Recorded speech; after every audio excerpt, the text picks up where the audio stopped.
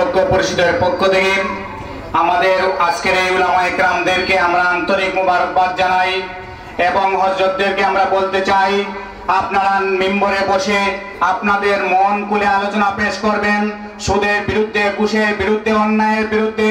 এই সম্ভাবনায় যুব পরিষদ আপনাদের পাশে সবসময় আছে এবং থাকবে। নির্ভয়ে আপনারা কথা বলবেন, কোনো জালিমকে আপনারা পরোয়া করবেন না।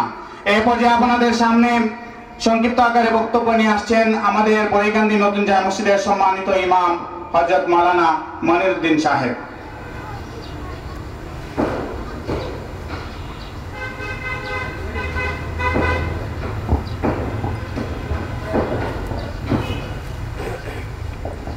নাহমাদুহু ওয়া নুসাল্লি আলা রাসূলিহিল কারীম, আম্মা বা'দ।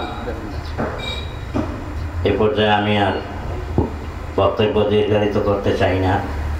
পূর্ববর্তী বক্তারা যা বলেছেন তা আমার সম্মতি। শুধু সম্ভাবনায় যুব ঐক্য পরিষদের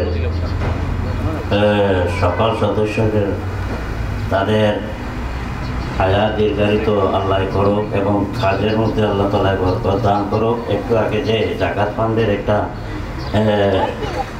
আলোচনা করছেন, এইটাই আমি খুব খুশি প্রকাশ করিয়া তাদেরকে ধন্যবাদ জানাই। তাদেরকে আরও আল্লাহ তাআলা অগ্রসর করে দেখ, এই বলে আমার বক্তব্য শেষ করলাম। আসসালামু আলাইকুম ওয়া রাহমাতুল্লাহ।